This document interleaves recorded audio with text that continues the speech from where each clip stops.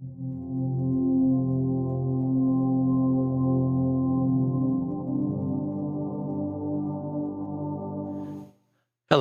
I'm Ken Johnson, and welcome to the New Hope Reads ministry. We hope you will visit daily as we read from the Chronological Bible.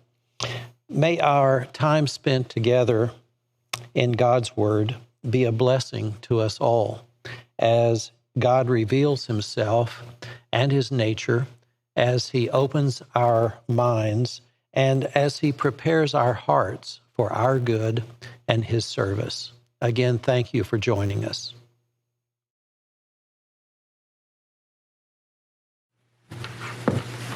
March 27th. The towns Judah inherited.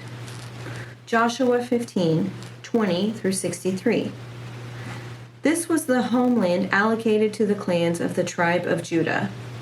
The towns of Judah situated along the borders of Edom in the extreme south were Kabzeel, Eder, Jagur, Kinah, Dimona, Adah, Kadesh, Hazor, Ithnan, Ziph, Telem, Beoth, Hazar Hadatah, Kerioth Hezron, that is Hazar, Emam, Shema, Moldah, Hazar Gadah, Heshmon, Beth Pelet, Hazar Shaul, Beersheba, Bisiothia, Bela, Im, Ezem, El-Tolad, Kazil, Hormah, Ziklag, Madmana, Sansana, Laboath, Silham, Ain, and Rimmon, 29 towns with their surrounding villages. The following towns situated in the western foothills were also given to Judah: Eshteo, Zorah, Eshna, Zanoah, En-Ganim, Tapua, Enam, Jarmuth, Adullam, Soka, Ezekah, Saram, Edithim, Gedera, and Gederothim, 14 towns with their surrounding villages.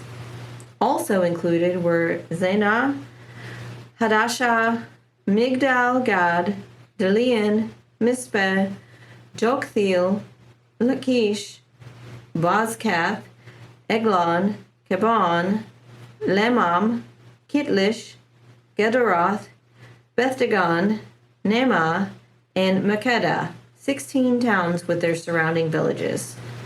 Besides these, there were Libnah, Ether, Eshan, Ibtah, Ashna, Nazib, Keilah, Akzib, and Mareshah, 9 towns with their surrounding villages.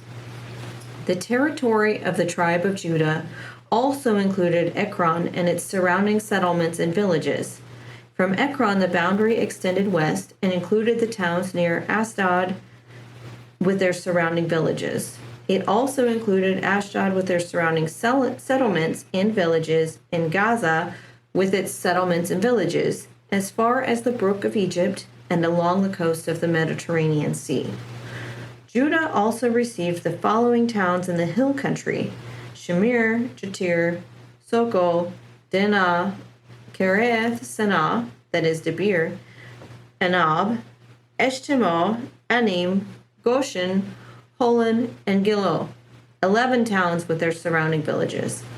Also included were the towns of Arab, Duma, Eshan, Janim, Beth Tapua, Afeke, Humta, Kiriath Arba, that is Hebron, and Zior, 9 towns with their surrounding villages. Besides these, there were Maon, Carmel, Ziph, Juttah, Jezreel, Jokdeam, Zanoah, Cain, Gibeah, and Timnah, 10 towns with their surrounding villages. In addition, there were Hahul, Bethzer, Gedor, Mereth, Benoth, and Elkaton, 6 towns with their surrounding villages. There were also Kiriath Baal, that is Kiriath Jearim, and Rabbah, 2 towns with their surrounding villages. In the wilderness, there were the towns of Beth Arabah, Medin, Sekah, Nibshan, the city of Salt, and En-gedi, 6 towns with their surrounding villages. But the tribe of Judah could not drive out the Jebusites who lived in the city of Jerusalem. So the Jebusites live there among the people of Judah to this day. The inheritance of Ephraim and West Manasseh. Joshua 16, 1-3. The allotment for the descendants of Joseph extended from the Jordan River near Jericho, east of the springs of Jericho, through the wilderness and into the hill country of Bethel. From Bethel, that is Luz, it ran over to Ataroth in the territory of the Archites.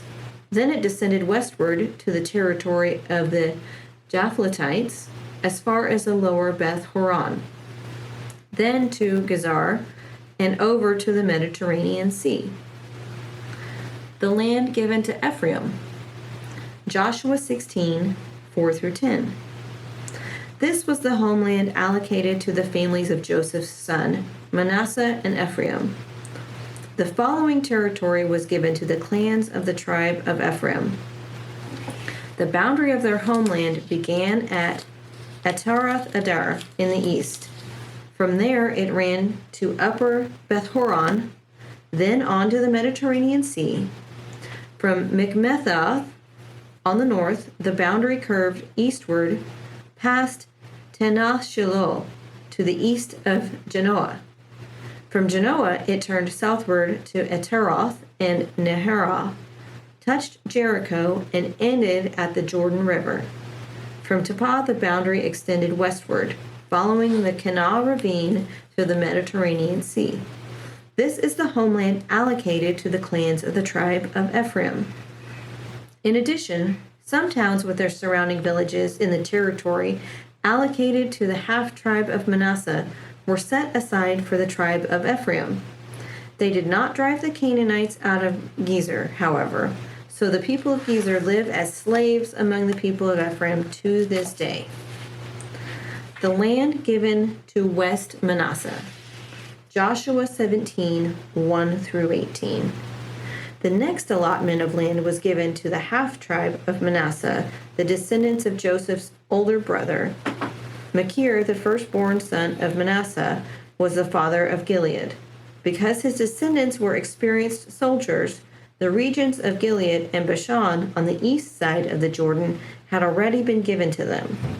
So the allotment on the west side of the Jordan was for the remaining families within the clans of the tribe of Manasseh: Abiezer, Helek, Asriel, Shechem, Hefner, and Shemedah. These clans represent the male descendants of Manasseh, son of Joseph. However, Zelophehad, a descendant of Hefer, son of Gilead, son of Machir, son of Manasseh, had no sons. He had only daughters, whose names were Mahlah, Noah, Hoglah, Milcah, and Tirzah. These women came to Eleazar, the priest, Joshua, son of Nun, and the Israelite leaders and said, "The Lord commanded Moses to give us a grant of land along with the men of our tribe." So Joshua gave them a grant of land along with their uncles, as the Lord had commanded. As a result, Manasseh's total allocation came to 10 parcels of land.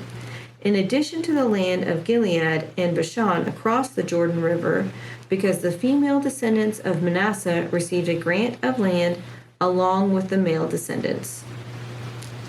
The land of Gilead was given to the rest of the male descendants of Manasseh. The boundary of the tribe of Manasseh extended from the border of Asher to Mikmethaim near Shechem. Then the boundary went south from Mikmethaim to the settlement near the spring of Tappuah. The land surrounding Tappuah belonged to Manasseh, but the town of Tappuah itself, on the border of Manasseh's territory, belonged to the tribe of Ephraim. From the spring of Tapua, the boundary of Manasseh followed the Kanah ravine to the Mediterranean Sea. Several towns south of the ravine were inside Manasseh's territory, but they actually belonged to the tribe of Ephraim. In general, however, the land south of the ravine belonged to Ephraim, and the land north of the ravine belonged to Manasseh. Manasseh's boundary ran along the northern side of the ravine and ended at the Mediterranean Sea. North of Manasseh was the territory of Asher, and to the east was the territory of Issachar. The following towns within the boundary of Issachar and Asher, however, were given to Manasseh: Bethshan, Iblim, Dor, that is Nephath Dor, Endor, Taanach, and Megiddo, each of their surrounding settlements. But the descendants of Manasseh were unable to occupy these towns because the Canaanites were determined to stay in that region. Later, however, when the Israelites became strong enough, they forced the Canaanites to work as slaves, but they did not drive them out of the land.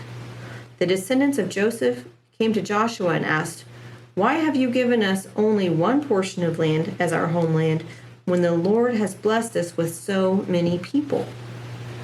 Joshua replied, "If there are so many of you, and if the hill country of Ephraim is not large enough for you, clear out land for yourselves in the forest where the Perizzites and Rephaites live."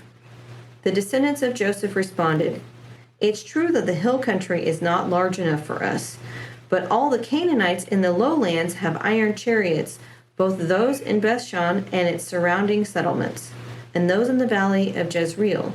They are too strong for us."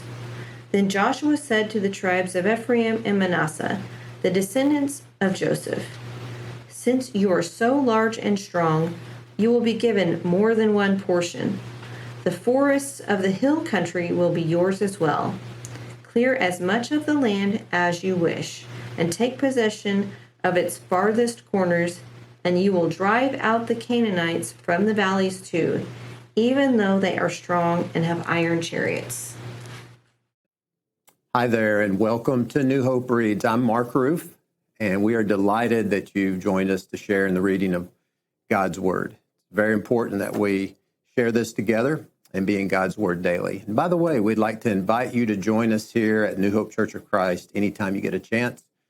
Sunday mornings, we have classes at 9:30. We have worship at 10:30, and you can join us live or online. Have a blessed day.